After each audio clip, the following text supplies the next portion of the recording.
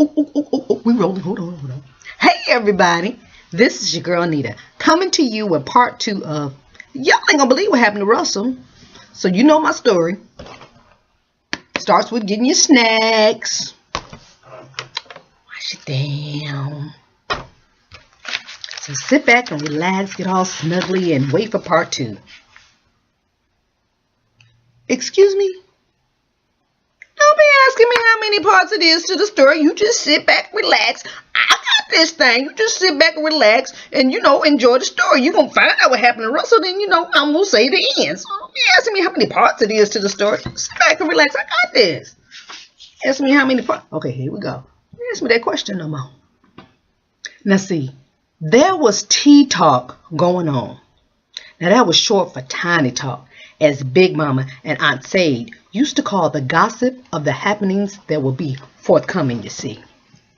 Now, besides all the food the family folk were buying and preparing, they were buying outfits and trying to find out who was wearing what with what.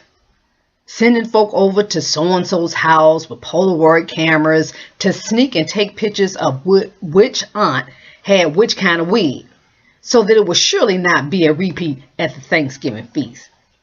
But here you go, which boy Michael, he put out a public service announcement throughout the family in which he found a new spray glue at the hardware store now hold on, this is what this glue is for.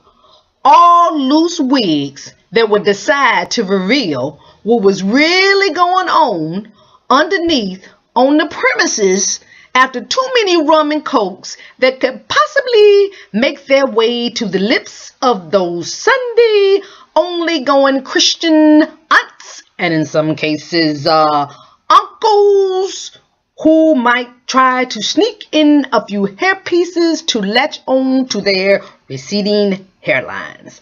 The boy put that APB out on them, so everybody knew what was going on. Now, she and Michael were on the phone crying, laughing, because he told her that he was bringing in a few extra wigs he found at a rummage sale just for Aunt Thea alone. She had some wigs that looked like they had been around since Prohibition. Wigs was bad, I'm just telling you. Now, as Thanksgiving was only a few days away, Michael found himself busy as a bee, as he was the one who had taken charge of this year's Thanksgiving festivities and all.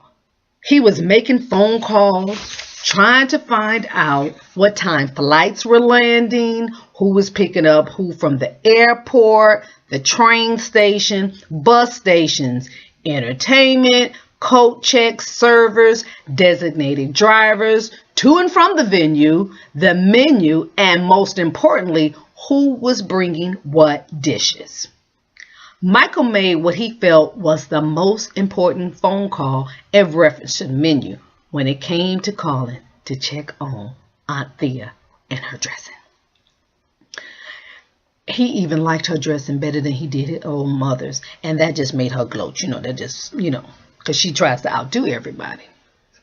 Aunt Thea and Michael were going over what family folk had been telling him that they were bringing when all of a sudden Michael said that he just heard Aunt Thea scream, "Lord have mercy!" And then she slammed the phone down in his face. Here's where things started to get good. See, what had happened was Aunt Thea discovered that she did not have any celery for her dressing. And old girl would do what? Put her foot in that dressing. And because there was always a what? Quiet as kept competition on who made the best dishes. Sorry about that. She was not going out like that and had made the unwanted but necessary decision to head for the grocery store. You see, it was lightly snowing outside and extremely cold.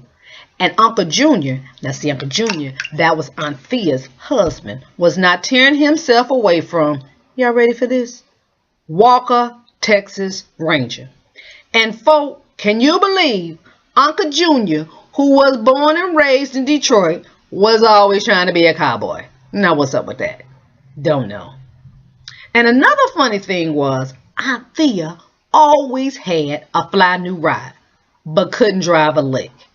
And so with her driving and making it to any destination in one piece on anything other than dry concrete, it was going to take a miracle.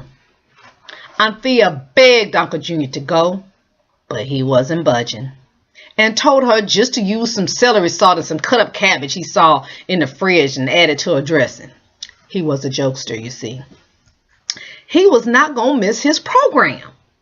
Anthea knew she was in a no-win situation, and she knew that she had to head out in the horrible weather.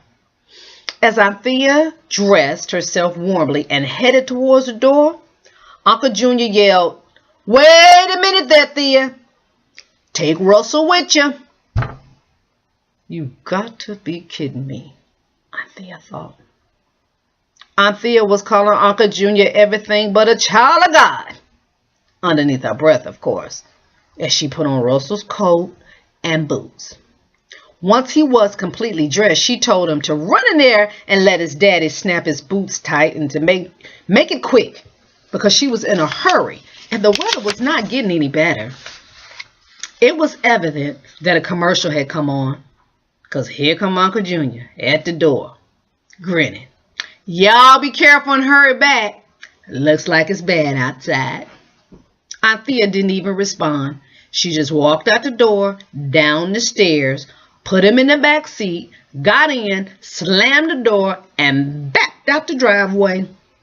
Not once looking at Uncle Junior as he stood in the door grinning, as she knew he would be. It was coming down something fierce, and Anthea was a nervous wreck. She was glad that Russell sat in the back seat the whole time without making a sound. Hell, he knew she couldn't drive either, and was probably back there praying the whole time. Well, we're here. Looks like we got plenty of parking out here tonight. It's going to be just a minute. I got to run in here and pick up just one item for my dressing. Well, folks, stay tuned for the next episode of Y'all Ain't Gonna Believe What Happened to Russell. Good night.